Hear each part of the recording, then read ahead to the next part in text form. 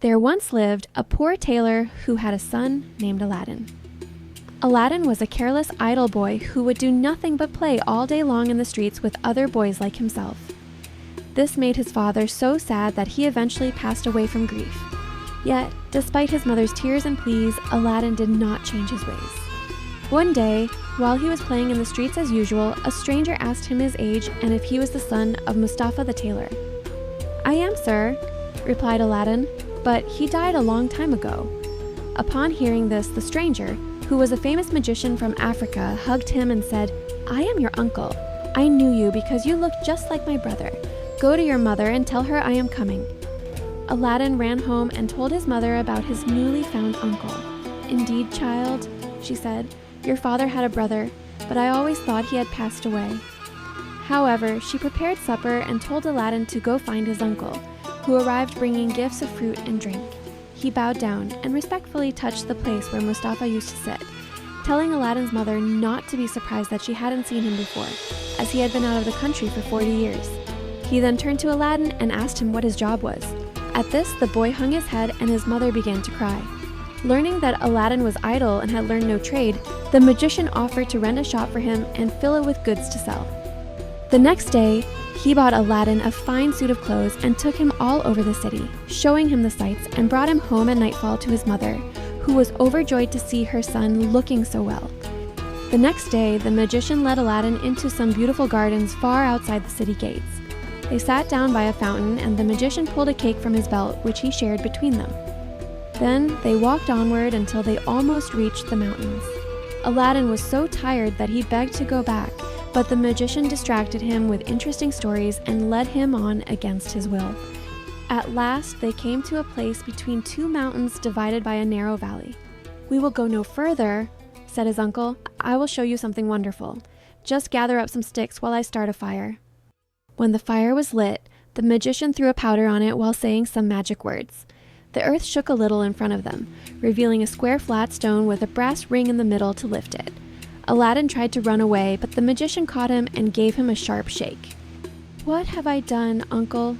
he asked sadly. The magician then spoke more kindly. "Fear nothing, but obey me. Beneath this stone lies a treasure that is to be yours, and no one else may touch it, so you must do exactly as I tell you." At the word treasure, Aladdin forgot his fears and grabbed the ring as he was told, saying the names of his father and grandfather. The stone lifted quite easily and some steps appeared. "Go down," said the magician. "At the bottom of those steps, you will find an open door leading into 3 large halls. Tuck up your robe and go through them without touching anything, or a spell will fall upon you. These halls lead into a garden of fine fruit trees. Walk on until you come to a niche in a terrace where a lighted lamp stands. Pour out the oil it contains and bring it to me." He took a ring from his finger and gave it to Aladdin, wishing him luck. Aladdin found everything just as the magician had said. He gathered some sparkling fruit from the trees, and after getting the lamp, he arrived back at the mouth of the cave. The magician cried out in a great hurry, "Hurry up and give me the lamp." Aladdin refused to do so until he was safely out of the cave. The magician flew into a terrible rage, threw more powder onto the fire, said some magic words, and the stone rolled back into its place, trapping Aladdin inside. The man left the country, which clearly showed that he was no uncle of Aladdin's, but a cunning magician. He had read in his magic books about a wonderful lamp that would make him the most powerful man in the world. Though he knew where to find it, he could only receive it from the hand of another person. He had chosen the foolish Aladdin for this purpose, intending to get the lamp and then leave the boy behind. For 2 days, Aladdin remained in the dark, crying and feeling hopeless. At last, he clasped his hands in prayer, and in doing so, he accidentally rubbed the ring the magician had forgotten to take back. Immediately, an enormous genie rose out of the earth, saying, "What is your wish? I am the slave of the ring and will obey you in all things." Aladdin fearlessly replied, "Get me out of this place." The earth opened up, and he found himself outside. As soon as his eyes could bear the bright light, he went home, but fainted at the doorway. When he recovered, he told his mother what had happened and showed her the lamp and the fruits he had gathered in the garden, which were actually precious gemstones. He then asked for some food. "Alas, child," she said, "I have nothing in the house, but I have spun a little cotton and will go sell it." Aladdin told her to keep her cotton, for he would sell the lamp instead. As it was very dusty, she began to rub it so it might sell for a higher price. Instantly, a powerful genie appeared and asked what she would have. She fainted from shock, but Aladdin, snatching the lamp, said boldly, "Fetch me something to eat." The genie returned with a silver bowl, 12 silver plates containing delicious food, 2 silver cups, and 2 bottles of drink. When Aladdin's mother recovered, she said, "Where did this splendid feast come from?" "Ask not, but eat," replied Aladdin. So they sat at breakfast until it was dinner time, and Aladdin told his mother about the power of the lamp. She begged him to sell it and have nothing to do with magic. "No," said Aladdin, "since chance has made us aware of its value, we will use it, and the ring as well, which I shall always wear on my finger." When they had eaten all the food the genie had brought, Aladdin sold one of the silver plates and continued doing so until none were left. He then called upon the genie again, who gave him another set of plates, and in this way they lived comfortably for many years. One day, Aladdin heard an order from the Sultan proclaiming that everyone was to stay home and close their shutters while the princess, his daughter, went to and from the bathhouse. Aladdin was seized by a desire to see her face, which was very difficult as she always wore a veil. He hid behind the door of the bathhouse and peeked through a crack. The princess lifted her veil as she went in, and she looked so beautiful that Aladdin fell in love with her at first sight. He went home so changed that his mother was worried. He told her he loved the princess so deeply he could not live without her and intended to ask her father for her hand in marriage. His mother burst out laughing at this, but Aladdin finally convinced her to go before the Sultan with his request. She fetched a napkin and laid the magic fruits from the enchanted garden inside it. They sparkled and shone like the most beautiful jewels. She took these with her to please the Sultan and set out, trusting in the lamp. The Grand Vizier and the council lords had just gone in as she entered the hall and stood in front of the Sultan. He, however, took no notice of her. She went every day for a week and stood in the same place. When the council finished on the 6th day, the Sultan said to his vizier, "I see a certain woman in the audience chamber every day carrying something in a napkin. Call her next time so I may find out what she wants." The next day, at a sign from the vizier, she went up to the foot of the throne and knelt until the Sultan said to her, "Rise, good woman, and tell me what you want." She hesitated, so the Sultan sent everyone away except the vizier and told her to speak freely, promising to forgive her beforehand for anything she might say. She then told him of her son's deep love for the princess. "I asked him to forget her," she said, "but in vain. He threatened to do something desperate if I refused to ask your majesty for the hand of the princess. Now I pray you to forgive not just me, but my son Aladdin." The Sultan asked her kindly what she had in the napkin. She unfolded the jewels and presented them. He was amazed, and turning to the vizier said, "What do you say? Should I not give the princess to one who values her at such a price?" The vizier, who wanted the princess for his own son, begged the Sultan to wait for 3 months, hoping his son could come up with a richer present. The Sultan agreed and told Aladdin's mother that although he consented to the marriage, she must not appear before him again for 3 months. Aladdin waited patiently for nearly 3 months, but after 2 had passed, his mother went into the city to buy oil and found everyone celebrating. She asked what was happening. "Do you not know," was the answer, "that the son of the Grand Vizier is to marry the Sultan's daughter tonight?" Breathless, she ran and told Aladdin, who was upset at first, but then remembered the lamp. He rubbed it, and the genie appeared, saying, "What is your wish?" Aladdin replied, "The Sultan, as you know, has broken his promise to me, and the vizier's son is to have the princess. My command is that tonight you bring the bride and bridegroom here." "Master, I obey," said the genie. Aladdin then went to his room, where, sure enough, at midnight the genie transported the bed containing the vizier's son and the princess. "Take this newly married man," he said, "and put him outside and return him at daybreak." The genie took the vizier's son away, leaving Aladdin with the princess. "Fear nothing," Aladdin said to her respectfully.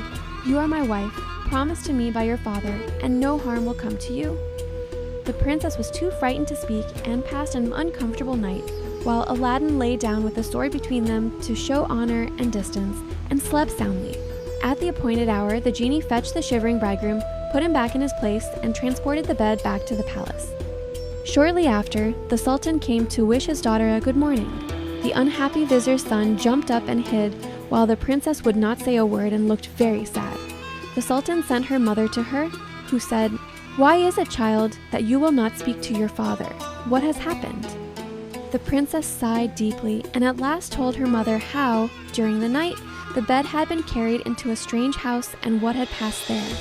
Her mother did not believe her at all and told her to get up and forget such a silly dream. The following night, exactly the same thing happened. The next morning, when the princess refused to speak, the Sultan spoke sternly to her. She then confessed everything, telling him to ask the vizier's son if it were not true. The Sultan told the vizier to ask his son, who admitted the truth, adding that, as much as he loved the princess, he would rather give her up than go through another such fearful night. His wish was granted, and the wedding celebrations ended. When the 3 months were over, Aladdin sent his mother to remind the Sultan of his promise. She stood in the same place as before, and the Sultan, who had forgotten Aladdin, remembered him and sent for her. Seeing her poverty, the Sultan felt less inclined than ever to keep his word and asked his vizier's advice. The vizier counseled him to set so high a value on the princess that no man alive could match it. The Sultan then turned to Aladdin's mother, saying, "Good woman, a sultan must remember his promises, and I will remember mine, but your son must first send me 40 basins of gold filled with jewels, carried by 40 servants, led by 40 splendidly dressed attendants. Tell him that I await his answer." The mother of Aladdin bowed low and went home, thinking all was lost. She gave Aladdin the message, adding, "He may wait a long time for your answer." "Not so long as you think, mother," her son replied. "I would do a great deal more than that for the princess." He summoned the genie, and in a few moments the 80 servants arrived and filled the small house and garden. Aladdin sent them to the palace 2 by 2, followed by his mother. They were so richly dressed with such splendid jewels that everyone crowded to see them and the basins of gold they carried on their heads. They entered the palace, and after bowing before the Sultan, stood in a half circle around the throne, while Aladdin's mother presented them to the Sultan. He hesitated no longer, but said, "Good woman, return and tell your son that I wait for him with open arms." She lost no time in telling Aladdin to hurry, but first Aladdin called the genie. "I want a scented bath," he said, "richly embroidered clothes, a horse better than the Sultan's, and 20 attendants to accompany me. Besides this, 6 beautifully dressed attendants to wait on my mother, and lastly, 10,000 pieces of gold in 10 purses." No sooner said than done. Aladdin mounted his horse and rode through the streets, his attendants tossing gold coins to the people as they went. Those who had played with him in his childhood did not recognize him, for he had grown so handsome and noble. When the Sultan saw him, he came down from his throne, embraced him, and led him into a hall where a feast was spread, intending to marry him to the princess that very day. But Aladdin politely declined, saying, "I must build a palace fit for her," and took his leave. Once home, he said to the genie, "Build me a palace of the finest marble set with jasper, agate, and other precious stones. In the middle, build a large hall with a dome, its 4 walls of solid gold and silver, each side having 6 windows. All the windows should be set with diamonds and rubies, except for one which is to be left unfinished. There must be stables and horses and grooms and servants. Go and see to it." The palace was finished the next day, and the genie carried him there and showed him that all his orders had been faithfully carried out, even down to a velvet carpet laid from Aladdin's palace to the Sultan's. Aladdin's mother dressed herself carefully and walked to the palace with her attendants, while he followed on horseback. The Sultan sent musicians with trumpets and cymbals to meet them, so the air rang with music and cheers. She was taken to the princess, who greeted her and treated her with great honor. At night, the princess said goodbye to her father and set out on the carpet for Aladdin's palace, with his mother at her side, followed by 100 attendants. She was charmed at the sight of Aladdin, who ran to receive her. "Princess," he said, "blame your beauty for my boldness if I have displeased you." She told him that, having seen him, she willingly obeyed her father in this matter. After the wedding had taken place, Aladdin led her into the hall where a feast was spread, and she dined with him, after which they danced until midnight. The next day, Aladdin invited the Sultan to see the palace. On entering the hall with the 24 windows adorned with rubies, diamonds, and emeralds, the Sultan cried, "It is a world wonder! There is only one thing that surprises me. Was it by accident that one window was left unfinished?" "No, sir, by design," returned Aladdin. "I wished your majesty to have the glory of finishing this palace." The Sultan was pleased and sent for the best jewelers in the city. He showed them the unfinished window and told them to decorate it like the others. "Sir," replied their spokesman, "we cannot find enough jewels." The Sultan had his own jewels brought, which they used, but it wasn't enough. In a month's time, the work was not half done. Aladdin, knowing their task was impossible, told them to stop their work and take the jewels back, and the genie finished the window at his command. The Sultan was surprised to receive his jewels back and visited Aladdin, who showed him the finished window. The Sultan embraced him, while the envious vizier hinted that it was the work of magic. Aladdin won the hearts of the people by his kind behavior. He was made captain of the Sultan's armies and won several battles for him, but remained as polite as before and lived in peace and happiness for several years. But far away in Africa, the magician remembered Aladdin.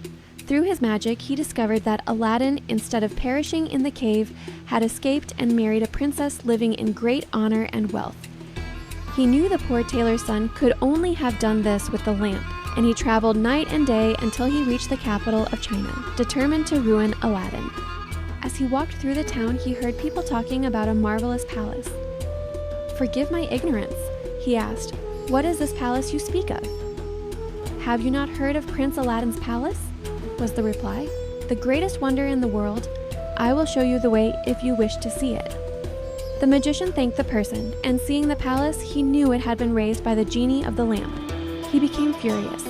He determined to get hold of the lamp and plunge Aladdin back into poverty. Unluckily, Aladdin had gone hunting for 8 days, which gave the magician plenty of time. He bought a dozen lamps, put them into a basket, and went to the palace crying, "New lamps for old!" followed by a laughing crowd. The princess, sitting in the hall of 24 windows, sent a servant to find out what the noise was about. The servant came back laughing, so the princess asked why. "Madam," replied the servant, "who can help laughing to see an old foolish man offering to exchange fine new lamps for old ones?" Another servant, hearing this, said, "There is an old one on the shelf there which he can have." Now this was the magic lamp, which Aladdin had left there as he could not take it hunting. The princess, not knowing its value, laughingly told the servant to take it and make the exchange. She went and said to the magician, "Give me a new lamp for this." He snatched it and told the servant to take her choice amidst the laughter of the crowd. He didn't care about their laughter. He stopped selling lamps and went out of the city gates to a lonely place. He waited until nightfall, then pulled out the lamp and rubbed it. The genie appeared, and at the magician's command carried him, together with the palace and the princess inside it, to a lonely place in Africa. The next morning, the Sultan looked out of the window toward Aladdin's palace and rubbed his eyes, for it was gone. He sent for the vizier and asked what had become of the palace. The vizier looked out too and was astonished. He again blamed magic, and this time the Sultan believed him and sent 30 men on horseback to fetch Aladdin back in chains. They met him riding home, bound him, and forced him to walk. The people, however, who loved him, followed to ensure he came to no harm. He was carried before the Sultan, who ordered the executioner to punish him severely. The executioner made Aladdin kneel down and prepared to strike. At that instant, the vizier saw that the crowd had forced their way into the courtyard to rescue Aladdin, and he called for the executioner to stop. The people looked so threatening that the Sultan gave in, ordered Aladdin to be untied, and pardoned him. Aladdin begged to know what he had done. "False wretch," said the Sultan, "come here," and showed him from the window the empty place where his palace had stood. Aladdin was so amazed he could not say a word. "Where is your palace and my daughter?" demanded the Sultan. "I am not as concerned about the palace, but I must have my daughter. You must find her or lose your life." Aladdin begged for 40 days to find her, promising that if he failed, he would return to accept his punishment. His request was granted, and he left the Sultan sadly. For 3 days he wandered about in despair, asking everyone what had become of his palace, but they only pitied him. He came to the banks of a river and knelt down to pray. In doing so, he rubbed the ring he still wore. The genie he had seen in the cave appeared and asked his will. "Save me, genie," said Aladdin, "and bring my palace back." "That is not in my power," said the genie. "I am only the slave of the ring. You must ask the slave of the lamp." "Even so," said Aladdin, "but you can take me to the palace and set me down under my dear wife's window." He at once found himself in Africa, under the window of the princess, and fell asleep from sheer exhaustion. He was awakened by the singing of birds, and his heart felt lighter. He realized his misfortunes were due to losing the lamp and wondered who had taken it. That morning, the princess rose earlier than usual. Since she had been carried to Africa by the magician, she had been forced to see him every day, though she treated him coldly. As she was dressing, one of her women looked out and saw Aladdin. The princess ran and opened the window, and at the noise Aladdin looked up. She called him to come to her, and great was their joy at seeing each other again. After they embraced, Aladdin said, "I beg of you, princess, before we speak of anything else, tell me what has become of an old lamp I left on the shelf in the hall when I went hunting." "Alas," she said, "I am the innocent cause of our sorrows," and told him of the exchange of the lamp. "Now I know," cried Aladdin, "that we have to thank the African magician for this. Where is the lamp?" "He carries it with him," said the princess. "I know, for he showed it to me. He wants me to forget you and marry him, claiming you were punished by my father. He speaks ill of you, but I only reply with tears. I fear he may try to force me." Aladdin comforted her and left for a while. He exchanged clothes with the first person he met in town and bought a powerful sleeping powder. He returned to the princess, who let him in by a side door. "Put on your most beautiful dress," he said to her, "and receive the magician with smiles, leading him to believe you have forgotten me.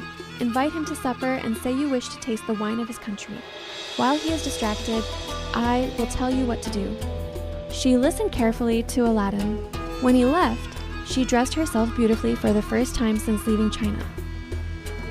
She put on her jewels and received the magician, saying to his great amazement, "I have decided that Aladdin is gone forever and that tears will not bring him back. I have resolved to mourn no more and have invited you to supper, but I am tired of the wines of China and would like to taste those of Africa." The magician, delighted, went to his cellar. While he was gone, the princess put the sleeping powder Aladdin had given her into her cup. When he returned, she asked him to drink to her health, handing him her cup in exchange for his as a sign of friendship. Before drinking, the magician made a speech praising her beauty, but the princess cut him short, saying, "Let us drink first, and you shall speak afterwards." She raised the cup to her lips, but did not drink, while the magician drained his to the last drop and fell back into a deep sleep. The princess then opened the door to Aladdin. Aladdin went to the sleeping magician, took the lamp from his vest, and ordered the genie to carry the palace and everyone in it back to China. This was done, and the princess in her room felt only 2 little bumps, hardly realizing she was home again. The sultan, who was sitting in his room mourning for his lost daughter, happened to look up and saw the palace standing as before. He hurried there, and Aladdin received him in the hall with the princess at his side. Aladdin told him what had happened and showed him the sleeping magician so he might believe. A 10-day feast was proclaimed, and it seemed as if Aladdin might now live the rest of his life in peace, but it was not meant to be yet. The African magician had a younger brother who was even more cunning. He traveled to China to avenge his brother and went to visit a holy woman named Fatima, thinking she might be useful. He forced her to exchange clothes with him and color his face to look like hers. Then he locked her away so she could tell no tales. He then went toward Aladdin's palace, and all the people, thinking he was the holy woman, gathered around him, asking for blessings. When he got to the palace, there was such a noise that the princess asked what was happening. The servant said it was the holy woman curing people, so the princess, who had long wanted to see Fatima, sent for her. Coming to the princess, the disguised magician offered a prayer for her health. The princess asked him to stay with her always. The false Fatima agreed, but kept his veil down to hide his face. The princess showed him the hall and asked what he thought of it. "It is truly beautiful," said the false Fatima. "In my mind, it lacks but one thing." "And what is that?" said the princess. "If only a roc's egg," replied he, "were hung from the middle of this dome, it would be the wonder of the world." After this, the princess could think of nothing but the roc's egg. When Aladdin returned from hunting, he found her in a bad mood. He asked what was wrong, and she told him the hall was spoiled for want of a roc's egg hanging from the dome. "If that is all," replied Aladdin, "you shall soon be happy." He left her and rubbed the lamp, and when the genie appeared, commanded him to bring a roc's egg. The genie gave such a loud and terrible shriek that the hall shook. "You ungrateful man," he cried, "is it not enough that I have done everything for you, but you must command me to bring my master and hang him up in the middle of this dome? You and your wife and your palace deserve to be destroyed. However, I know this request does not come from you, but from the brother of the African magician. He is now in your palace, disguised as the holy woman Fatima. He put that wish into your wife's head. Take care, for he means to harm you." So saying, the genie disappeared. Aladdin went back to the princess saying his head ached and requested that the holy Fatima be fetched to lay her hands on it. But when the magician came near, Aladdin saw him reaching for a dagger hidden in his robes. Aladdin quickly seized the magician's arm and disarmed him. "What are you doing?" cried the princess. "You are attacking the holy woman." "Not so," replied Aladdin, "but a wicked magician." He pulled off the veil and revealed the man's true face, telling her how she had been deceived. The magician was sent away to be judged for his crimes. After this, Aladdin and his wife lived in peace. He succeeded the Sultan when he died and reigned for many years, leaving behind him a long line of kings.